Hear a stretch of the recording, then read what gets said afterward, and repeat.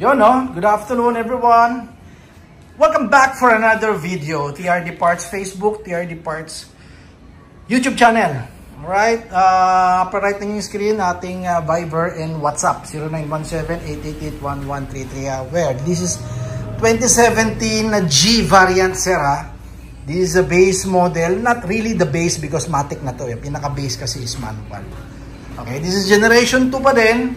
2.4 engine o yung 1GD. Yan.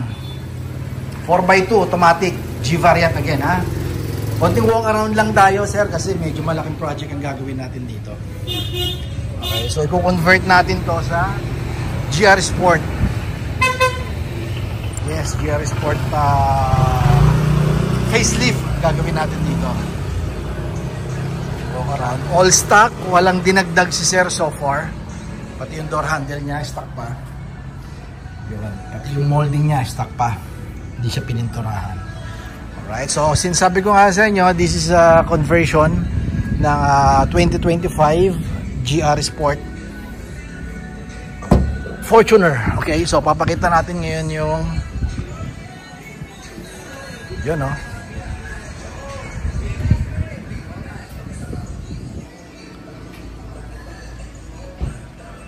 Ito yung mga piyesang gagamitin natin sa kanya. Again, this is all original. Wala tayong aftermarket na gagamitin dito. Walang China, walang copy. So lahat ng even the headlight, signal light, and the tail light. That's our original yan. Ha? Yung box nitong nasa taas, itong nasa loob na headlight, medyo malaki, tinanggal na natin. Pero itong box ng mga nasa baba, medyo hindi naman siya ganun kalaki. So ginamit nating patungan. Okay, yes, yung headlight na gagamitin natin dito sir is the Philippine version o yung orientation ng pang left hand drive na traffic. Okay, so ito yung bumubuga, yung sinabi ko ng mga previous video natin. Ito yung bumubuga pag sa kaliwa medyo mababa, yung sa kanan mataas. Since ang orientation natin is left hand drive. Okay, so baliktad yon sa mga China. Sa mga Thailand version naman. May mga nagbebenta nito sir, with daw lang ha. May nagbebenta nito sa online. Original din pero Thailand version. Okay, so baliktad naman yon. Nasa kanan niya medyo mababa. Ang kaliwa niya medyo mataas. Okay, so ang tendency, syempre masisilaw mo na kagad kahit hindi ka naka high beam. Yung mga kasalubong mo since nasa right side tayo ng daan. Nagmamaneho. Yun ang kaibahan. So sa atin, syempre proud tayong sabihin na yung mga piyesang pinadarating natin particular sa headlight is left hand drive orientation. Right? So pakita rin natin yung mga piyesa na iba pa, lahat original at brand new. Yan, ito yung sa fog light cover na GR, left and right yan. And also, this is the grill. Bago din yan. Yan, then yung mga molding sa gilid, nandiyan na rin yan. Then, syempre, itong molding na to, ang design ng GR, naka-body color. So, iba-body color na natin yan. Ito na rin piyesa ang gagamitin natin. May additional lang na konting labor materials para dyan. So, yan, tignan natin yung loob. I mean, yung mga bumper natin. Actually, nakapintura na. Pinapatuyo lang natin. So, yung lower grill harap, andito na. Pinturado na din siya. By the way, ang kulay pala nito is Freedom White. Yan, ito naman yung diffuser, yung rear. Yan, pintura na din siya, pinapatuyo na lang. Medyo nag-uulan lang guys, kaya medyo nagkakaroon tayo ng konting delay sa pagpapatuyo. Okay, so ito yung rear bumper niya. Yun no. Sheesh. So pinapatuyo na lang din natin, pinturado na siya ng body color. Ito naman yung front bumper. Yun no. Then ito naman yung GR din is spoiler. Ito yung may splitter or yung merong ito yung two-tone, medyo makapal. So since hindi naka-black top si sir, optional lang din naman to. Pwedeng i-black top natin yung ibabaw to kasi ibabaw niya yan. Yan, ito ibabaw niya. Ito yung sa ilalim. So two-tone yan, makita mo naman. Optional lang din naman, pwede natin gawing baliktad. Dito yung black, since black top. Then body color itong parang splitter o itong yung pinakatuto niya. Yan, kakabit din natin yan.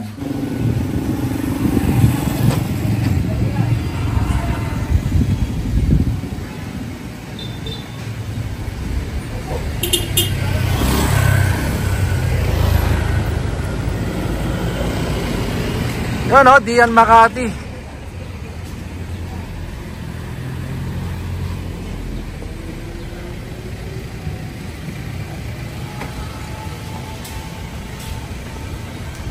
So once again, this is a 2017. Baklasan natin yung harap pa. So nakikabit na natin yung headlight, fog, and signal light. 2017 to sir ha. Check naman natin yung interior. Ito naman, di ba? Yung old interior na kulay pa niya. Because this is a 2017. Stock pa yung mags niya. Then, pininturahan na rin natin yung molding niya. So, rear garnish. Yung rear garnish na tapos natin.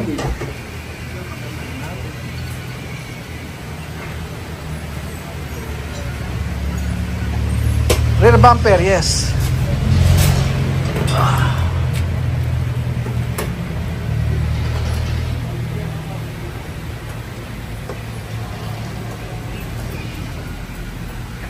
Aligato. Chata istan. Bonjour.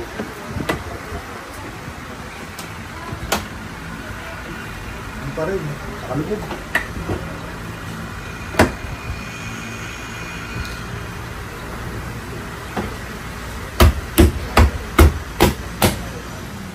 Bumper na. Sa bumper.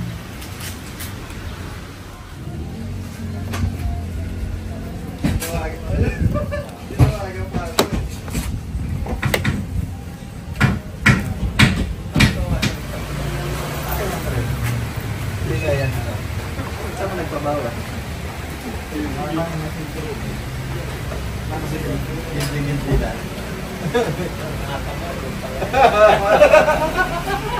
Okay na.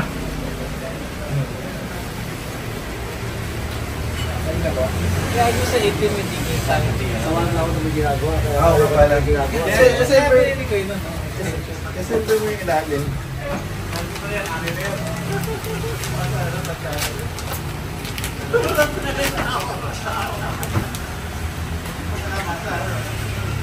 Sino mo lang.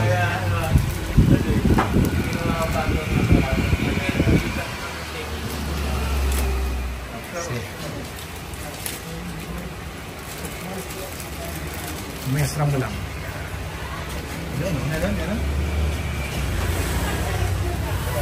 Okay guys, final video tayo ha.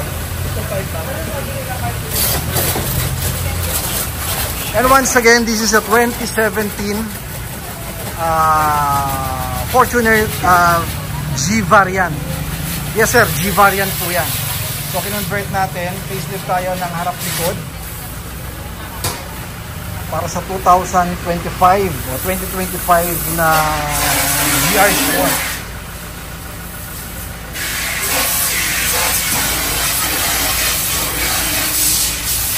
Nililinis lang natin, tinatanggal yung konting alikabok. Check natin yung pintura. Not bad, not bad. At ang kulay pala nito sir is Freedom White ha. Yan ang code ni Toyota. So ito, naka-engage na rin. So since G variant ito, hindi siya equipped talaga ng DRL. Pero yung pagkaka-convert natin dun sa linya, DRL on na siya. Okay, so mamaya papakita ko sa inyo pag inon natin yung headlight ha.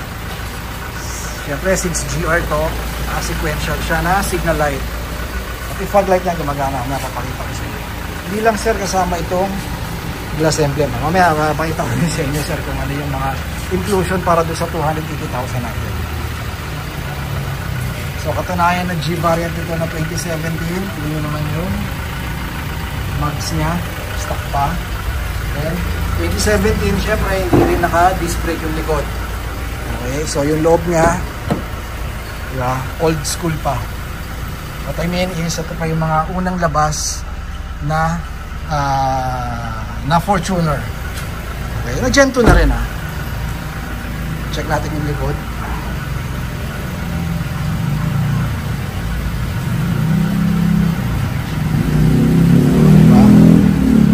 So ito, yung papakita ko si screen guys, yung kasama ng package ng 280,000. And sasabihin ko naman sa inyo ngayon yung mga add-on ni sir. Unang-unang add-on, siyempre yung glass emblem. Yan, hindi po kasama yan. GR spoiler, siyempre black top ang gagawin na setup ni sir dito, katulad din talaga ng GR. So ang pinturang ginamit natin dito, this is a 15,000 without paint, without installation. 15,000 yan. Patungkol na rin yan.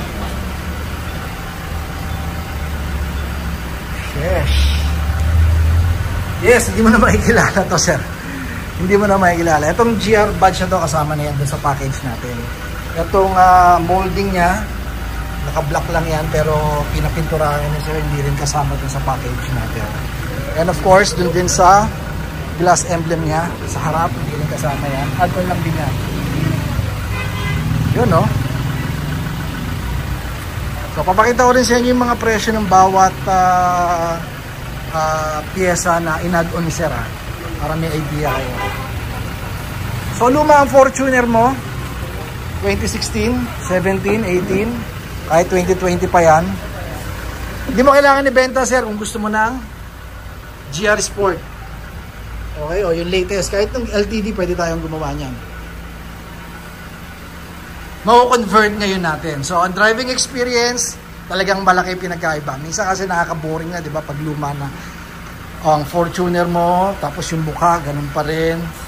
Medyo maiinggit ka sa kalye, lalo na pagka ang mga Fortuner sa kabila o sa nakakasalubong mo, ganito na mga itsura. So, pag in-upgrade natin yan, kahit pa paano, di ba, in a way, magiging maangas uli. Hindi mo may experience, hindi mo na ma-feel na luma ang Fortuner natin. Okay. So guys, masailan ka? Dito, maganda pintura. Pati fitting yan, sir, Follow nyo kami. Follow. TRD Parts. Facebook and TRD Parts YouTube channel. Right? So, meron tayong may Viber din tayo and direct call, direct message o direct text. 0917-888-1133. Sa copyright yung mga screen, guys,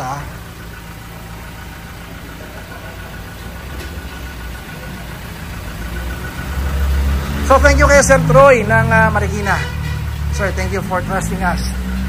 I hope na-enjoy mo. And I'm sure na-enjoy naman ni Sir Troy. Okay, keep safe everyone. Mike TRD here. Don't settle for anything less. Toyota is still the best. Keep safe everyone. Bye-bye.